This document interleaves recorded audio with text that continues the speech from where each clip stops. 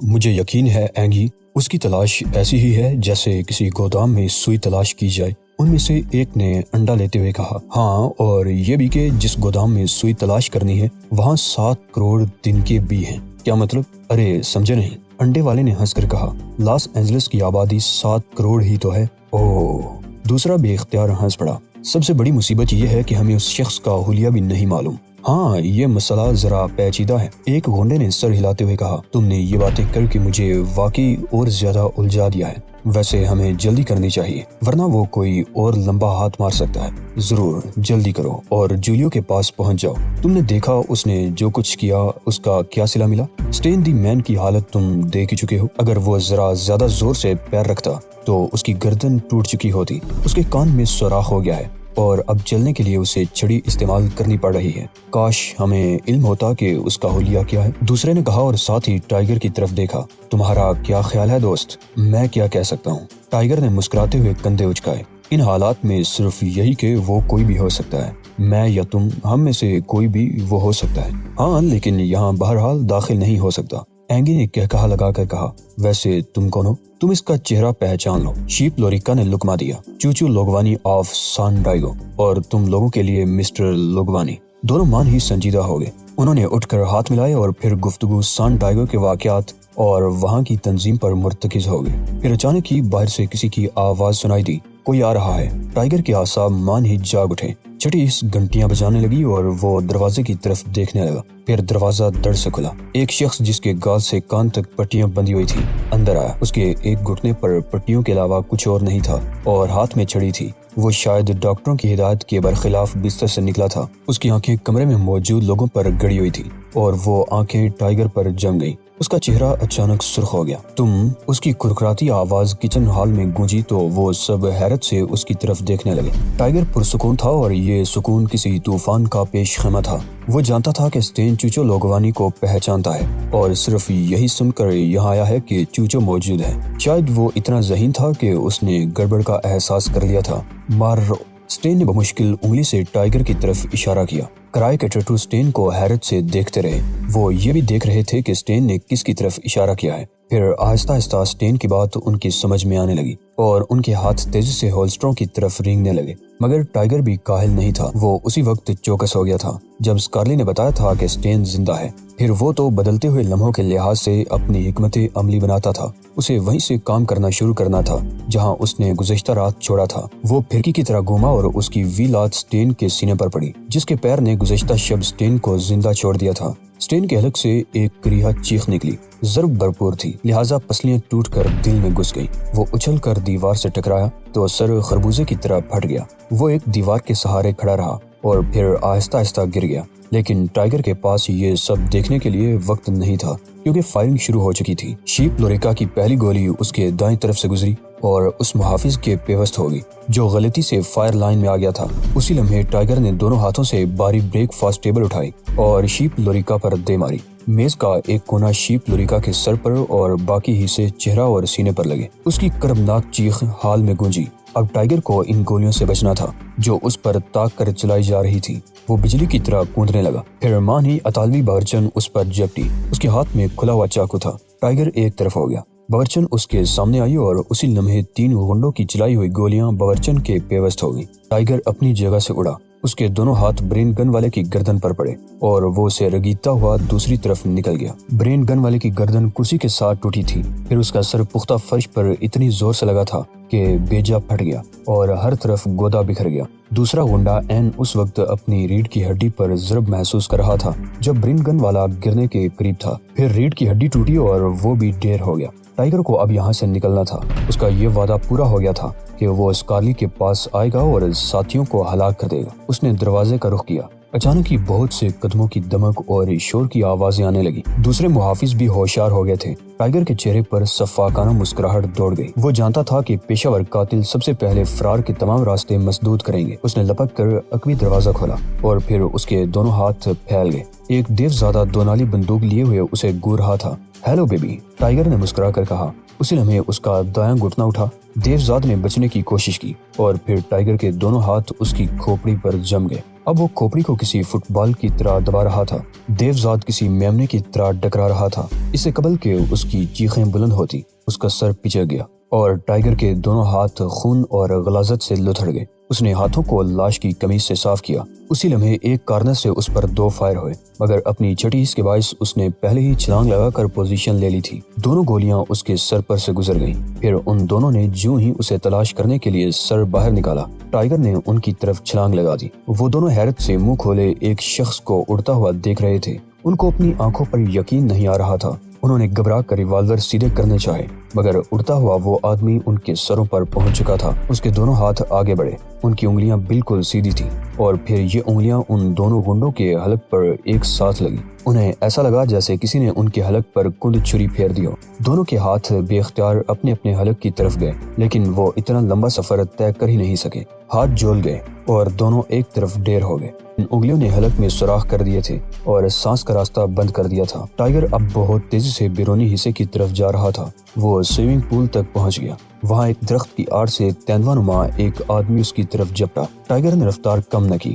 دونوں تیزی سے ایک دوسرے کی طرف بڑھ رہے تھے۔ ایسا لگ رہا تھا جیسے تیندوے نما آدمی اپنے دونوں ہاتھوں میں ٹائیگر کو دبوچ کر پیس ڈالے گا۔ دور سے دیکھنے والے کو یہی نظر آتا۔ ان کا درمیانی فاصلہ کم ہونے لگا۔ تیندوے کے چہرے پر شفاقانہ مسکراہٹ ناچنے لگی۔ ٹائیگر کی آنکھیں چمکنے لگی۔ فاصلہ اور کم ہوا اور پھر اس کے انتہائی قریب پہنچ کر ٹائیگر نے پیروں کو قدرے مختلف انداز میں جنبش دی۔ تیندوا یہ سمجھا کہ وہ کترا کر نکلنا چاہتا ہے، لیکن اس نے دونوں ہاتھ پھیلا لیے۔ لیکن اسی لمحے ٹائیگر کی کوہنی اس کے پھیلے ہوئے دائیں ہاتھ سے ٹکرا گئی اور ٹائیگر آگے نکلتا چلا گیا۔ تیندوا حیرت زدہ رہ گیا۔ اس نے گھبرا کر دائیں ہاتھ کو گورا۔ وہ کوہنی سے لٹکا ہوا تھا۔ تیندوے کی خوفناک چیخ نکلی اور پھر ٹائیگر کی طرف لپکا، اس ٹائیگر کی طرف جو خود بھی پلٹ رہا تھا۔ اس بار ٹائیگر کے دونوں ہاتھ پھیلے ہوئے تھے، اس کے چہرے پر مسکراہٹ تھی اور دانت چمک رہے تھے۔ تیندوے نے اچھل کر فلائنگ کک مارنی چاہی، مگر کک کا ضروری عمل مکمل نہ ہو سکا کیونکہ اس کی دونوں ٹانگیں فضا میں ہی تھی۔ ٹائیگر بھی اچھلا۔ اس نے دونوں پیر پکڑ کر تیندوے کی طاقت اسی کے خلاف استعمال کی، اسے کسی لٹ کی طرح گھمایا اور پھر ایک درخت کی طرف پھینک دیا۔ وہ یہ دیکھنے کے لیے نہیں رکا کہ تیندوے نما شخص کا پورا جسم درخت سے ٹکرایا اور پھر درخت بھی اسی کے ساتھ گر گیا۔ ٹائیگر سوئمنگ پول کے شیڈ میں آ کر اطراف کا جائزہ لینے لگا۔ اب اسے مختلف مقامات پر رائفل بردار نظر آ رہے تھے۔ انہوں نے بیرونی حصے کی طرف جانے والے ہر راستے کو بند کر دیا تھا۔ ان کے ہاتھوں میں واکی ٹاکی بھی تھے اور وہ سب پوری طرح چوکس تھے۔ ٹائیگر سوچتا رہا۔ وہ جانتا تھا کہ اگر ان میں سے کسی نے بھی اسے دیکھ لیا تو درجنوں گولیاں اسی کی طرف آئیں گی۔ وہ مسکرانے لگا۔ ایک عرصہ بعد وہ جسم میں عجیب سی سنسنی محسوس کر رہا تھا۔ وہ شیڈی میں کمل کا آسن جما کر بیٹھ گیا۔ اس نے سانس کی ایک خاص مشق کی۔ اس کا چہرہ آہستہ آہستہ انار کی طرح سرخ ہونے لگا اور جب اس کے گال بھی جلنے لگے تو اس نے آنکھیں کھول دی۔ پھر اچانک ہی وہ شیڈ سے نکل آیا۔ اس نے بیرونی دروازے کی طرف چھلانگ لگا دی اور ساتھ ہی کلابازی کھاتا ہوا دور تک نکل گیا۔ ان گنت گولیاں اس کے قریب سے گزری مگر کوئی بھی اسے نہ چھو سکی۔ وہ اسی انداز میں دوڑتا رہا، گولیوں کو جل دیتا رہا اور پھر کسی نے بوکھلا کر دستی بم پھینک مارا۔ ٹائیگر کو علم تھا کہ دستی بم خطرناک چیز ہے۔ اس نے ایک اونچی چھلانگ لگائی۔ قریب والی عمارت کی پہلی منزل کی کگر اس کے ہاتھ میں آ گئی اور بم اس سے 12 فٹ نیچے پھٹ گیا۔ اب اس کے پاس مہلت تھی۔ اس نے دونوں ہتھیار نکالے اور فائرنگ شروع کر دی۔ نیچے والے جو اسے ابھی تک نہتا سمجھ رہے تھے پٹا پٹ گرنے لگے۔ میگزین خالی کرتے ہی ٹائیگر نے اس عمارت کی چھت کا رخ کیا۔ یہ 2 منزلہ ٹیکسی تھی اور اس کے دوسری طرف جنگل تھا۔ اس سے قبل کہ وہ لوگ عمارت پر دعویٰ بولتے، وہ دوسری طرف کود گیا۔ اس کے دونوں پیر ایک ساتھ زمین پر لگے اور وہ لڑکھڑائے بغیر جنگل میں روپوش ہو گیا۔ اسے عقب میں کتوں اور غنڈوں کی آوازیں سنائی دے رہی تھی۔ وہ مسکرانے لگا اور سیٹی بجا رہا تھا۔ اس کے قدم اب تیزی سے اٹھ رہے تھے۔ اسے یقین تھا کہ جنگل کے اس پار سڑک ہے۔ اسکرین پر کاکروچ مارنے والے اسپرے کا اشتہار نظر آ رہا تھا۔ کمرے میں کاکروچ بھرے ہوئے تھے اور ایک شخص جس نے نقاب پہنی ہوئی تھی اسپرے کر رہا تھا۔ دیکھتے دیکھتے کاکروچ گرنے لگے، کچھ الٹ گئے اور ان کی چلتی ہوئی ٹانگیں چند ساتھ متحرک رہنے کے بعد ساکت ہو گئی۔ دیکھتے دیکھتے ان کی درجنوں لاشیں کمرے میں نظر آ رہی تھیں۔ اشتہار ختم ہو گیا اور اس کی جگہ ایک ساکت فوٹو نے لے لی۔ یہ ایسے شخص کی تصویر تھی جو کانفرنس ٹیبل پر تھا اور جس کو صحافیوں نے گھیر رکھا تھا۔ کمرے نے اپنی پوزیشن بدلی اور CBS نیوز نیو یارک کے نیوز کاسٹر کی تصویر نظر آنے لگی۔ سینیٹر مارٹن نے آج غیر معمولی اقدام کے طور پر جرائم اور تشدد سے متعلق خصوصی سب کمیٹی کا اجلاس طلب کیا۔ اجلاس کے بعد اخباری نمائندوں کو کمیٹی روم میں آنے کی اجازت دی گئی جہاں سینیٹر نے ایک پالیسی بیان دیا۔ کیمرے کا رخ بدلا اور ایک نوجوان نیوز کاسٹر بیان سنانے لگا۔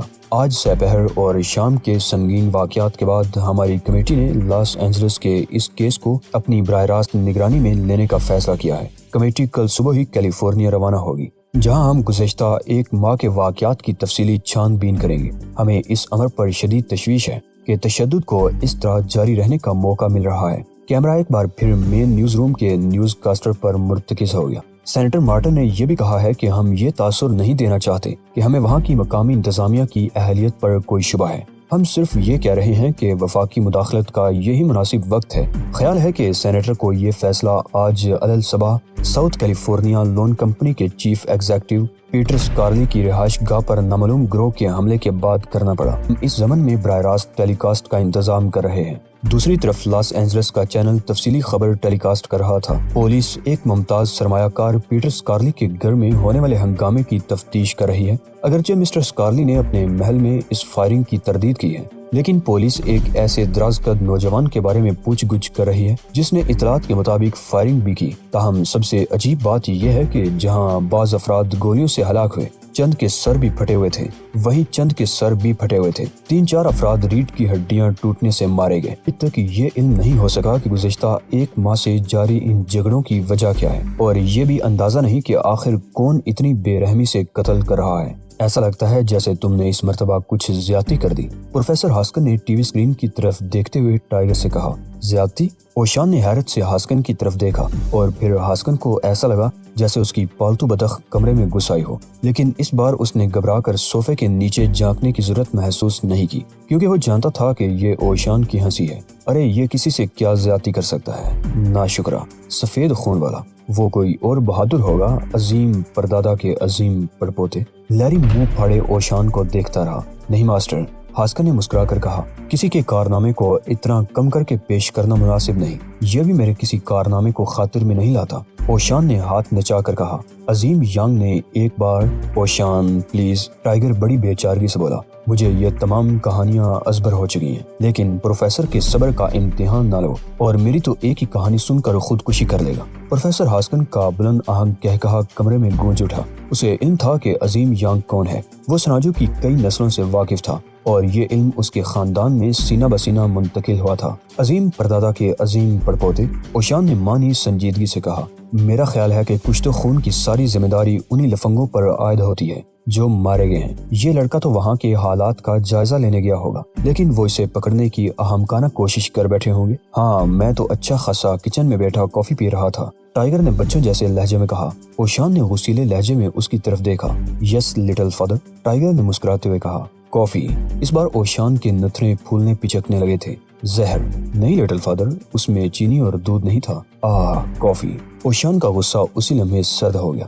گرم خوشبودار بغیر چینی اور دودھ کی کافی۔ سنو عظیم دادا کے عظیم سپوت، ایک بار عظیم جوشانگ نے، ٹائیگر نے ایسا منہ بنایا جیسے کڑوا کسیلا جوشاندہ پینا پڑ رہا ہو، لیکن وہ مجبور تھا کیونکہ ہاسکن اور لیری بہت غور سے یہ سن رہے تھے کہ عظیم ترین چوشانگ نے کافی بنانی کس طرح سیکھی۔ ابھی عظیم ترین چوشانگ نے کافی کا سماور الاؤ سے اتارا ہی تھا کہ پروفیسر ہاسکن کے سرخ ٹیلی فون کی گھنٹی بج اٹھی۔ ہاسکن اچھل پڑا۔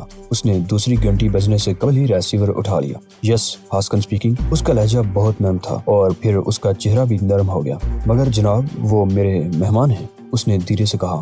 دوسری جانب نہ جانے کون تھا، اس نے کیا کہا تھا کہ وہ ہنس پڑا۔ اس نے ٹائیگر اور اوشان کو باری باری دیکھا اور پھر اوشان کی طرف ریسیور بڑھا دیا۔ یہ کیا؟ اوشان نے ریسیور اس طرح پکڑ لیا جیسے کوئی مردہ چوہے کو دم سے پکڑ کر اٹھاتا ہے۔ ریسیور؟ مگر اس کا کیا کروں عظیم ہاسکن؟ اس پر بات کرو ماسٹر۔ کس سے؟ بات تو انسانوں سے کی جاتی ہے۔ یہ تو سرخ رنگ کی بے جان لبوتری اور بے ڈول چیز ہے۔ اس سے قبل کہ یہ بحث آگے بڑھتی، ٹائیگر نے لپک کر ریسیور تھام لیا۔ ٹائیگر؟ دوسری طرف سے بہرام کی خشک آواز آئی۔ فرمائیے۔ ٹائیگر کا لہجہ بھی اسی طرح کا تھا۔ فی الحال اب تم 15 روز کے لیے کوئی کارروائی نہیں کرو گے۔ میں اس مشن میں کسی کے حکم کا پابند نہیں ہوں سویٹ ہارٹ، ٹائیگر نے تند لہجے میں جواب دیا۔ یہ سب کچھ ذاتی ہے، خالصتاً ذاتی۔ نہیں، بہرام کا لہجہ اچانک نرم ہو گیا۔ سنو، ہماری ذات کوئی معنی نہیں رکھتی۔ تم سرکاری مشن پر ہو اور یہ مت بھولو کہ روبی کے جس مشن کو تم آگے بڑھا رہے ہو وہ اسے سرکاری طور پر سونپا گیا تھا۔ مافیا کے خلاف یہ سب کچھ خالصتاً سرکاری ہے، سرکاری مگر آئین سے ماورا۔ میں کچھ نہیں ٹائیگر، بہرام نے اس کی بات کاٹ دی۔ ٹیلی فون ماسٹر کو دو۔ ٹائیگر نے ریسیور اوشان کی طرف بڑھا دیا، جس نے اس بار کوئی بحث نہ کی، لیکن یہ صاف ظاہر تھا کہ وہ ٹیلی فون پر گفتگو کرنے میں کتنا کرب محسوس کر رہا ہے۔ وہ دیر تک سنتا رہا، اس نے کوئی لفظ ادا نہیں کیا، بس اس کا سر ہلتا رہا اور پھر اس نے کچھ کہے بغیر ریسیور رکھ دیا۔ وہ ٹھیک ہی کہتا ہے میرے بچے، اوشان نے سر ہلاتے ہوئے کہا۔ اس نے جان بوجھ کر لیری کے سامنے بحران کا نام نہیں لیا تھا۔ وفاقی مداخلت کے بعد تمہیں چند روز تک خاموش رہنا ہوگا، مگر اوشان سنتے رہو۔ اوشان نے اپنا ایک ہاتھ اٹھا کر کہا، تم نے ان سب کو کاری ضرب لگائی ہے۔ لاس اینجلس کی تنظیم مفلوج ہو کر رہ گئی ہے۔ وہاں پائیں باغ اور سوئمنگ پول کے ارد گرد لاشیں ہی لاشیں پڑی ملی ہیں۔ تم یقیناً ایک بوڑھے اتالیق کی بات پر ضرور دھیان دو گے میرے بچے۔ تمہیں اب چند روز تک ورزشیں کرنی ہوں گی۔ تم خاموش رہو گے تاکہ باقی بچی ہوئی مچھلیاں پولیس کے جال میں پھنس جائیں، ٹھیک ہے؟ ٹائیگر بہرحال اوشان کی بات نہیں ٹال سکتا تھا۔ میں نے روبی کے عوض 100 مجرموں کو مارنے کا عہد کیا تھا اور روبی کے عوض، اوشان نے اچانک ہی اس کی طرف دیکھ کر پوچھا، اور ہاسکن بھی چونک کر اس کی طرف دیکھنے لگا، لیکن پھر دونوں نے اس کے چہرے سے نظریں ہٹائی اور دوسری طرف دیکھنے لگے۔ روبی کے عوض، اوشان نے سنبھالا لے کر کہا، 100؟ میرا خیال ہے کہ تم کل کے واقعے کے بعد 100 کا عدد پار کر چکے ہو۔ کیلی، یہ ڈان گرکس ہیں، تشدد اور جرائم کے بارے میں سینٹ کے سب کمیٹی میں ماہر کی حیثیت سے کام کر رہے ہیں۔ یہاں یہ تفتیشی ٹیم کے انچارج ہوں گے۔ پال ہارس نے تعارف کراتے ہوئے کہا۔ شاندار۔ کیلی کے لہجے میں خلوص اور مسافے میں گرم جوشی تھی۔ میں ایک عرصے سے سینیٹر مارٹن کا مداح ہوں اور مجھے یقین ہے کہ اس تفتیش کے سلسلے میں تمہارا رویہ اور انداز دفتر خارجہ والوں کے انداز سے زیادہ بہتر ہوگا۔ ڈان گرکس دبلا پتلا پستہ قد اور کمزور آدمی تھا، لیکن اس کے چہرے پر بلا کی چمک تھی۔ آنکھیں ایک صحت مند دماغ کا پتہ دے رہی تھی۔ اس کا کہکہا بھی بڑا جاندار تھا۔ تم سینیٹر مارٹن کی تعریف کر رہے ہو؟ ڈان نے بدستور ہنستے ہوئے کہا۔ ظاہر ہے میں بھی اس کا مداح ہوں۔ یہ بات اس نے آنکھ مار کر کہی تھی۔ ویسے جب سینیٹر مارٹن نے یہ اعلان کیا کہ وہ ان واقعات کی مکمل تفتیش کرے گا تو اس کی بیٹی نے اس کی مخالفت کی، لیکن باپ نے بیٹی کو یہ سمجھانے کی کوشش کی کہ یہ مسئلہ بہت نازک اور جلد از جلد حل طلب ہے۔ وہ کہنے لگا کہ اس میں عالمی پیچیدگیاں بھی پیدا ہو سکتی ہیں۔ اب تم ہی سوچو دوست، عالمی پیچیدگیاں کیسے پیدا ہوں گی؟ کیلی کا دل ڈان کی طرف کھینچنے لگا۔ تم سے مل کر واقعی بہت خوشی ہوئی ڈان۔ وہ اس کے کندھے پر ہاتھ مار کر بولا، میں بھی تمہاری طرح سوچتا ہوں۔ میرا دفتر ٹوپانگا کینن کے قریب ہے۔ اس علاقے میں پہلی واردات بھی ہوئی۔ میری ہر رپورٹ کی نقل لیفٹیننٹ کے پاس ہے۔ کیا خیال ہے، کام کب شروع کرو گے؟ میں سب سے پہلے اسنیک اور مارٹینی ہضم کرنا چاہوں گا۔ کیلی، میرا ساتھ دو گی؟ ڈان نے ہنستے ہوئے کہا، کیوں نہیں، بھوک تو مجھے بھی لگ رہی ہے۔ سینیٹر کل دوپہر سے قبل یہاں نہیں آئے گا، ڈان نے اسے بتایا۔ کمیٹی پہلی سماعت اگلے ہفتے سے قبل کر ہی نہیں سکتی۔ اس دوران میں ہم ایک دوسرے سے زیادہ بہتر طور پر واقف ہو جائیں گے۔ میری کوشش یہ ہوگی کہ میں تمہاری تفتیش میں ٹانگ نہ اڑاؤں، ٹھیک ہے؟ 100%۔ کیلی کہا مار کر بولا۔ سیوک سینٹر کے قریب کئی ریستوران اور دکانیں تھیں۔ ان سب کی تعمیر ہسپانوی انداز کی تھی۔ انہی کے درمیان ریستوران کیپٹوس بھی تھا اور کیلی اس جگہ واشنگٹن سے آنے والے ڈان گرکس کو لے کر آیا تھا۔ ریستوران کی اندرونی سجاوٹ بھی بیرونی ڈیکوریشن کی طرح تھی۔ یہاں میکسیکو کے خاص کھانے ملتے تھے۔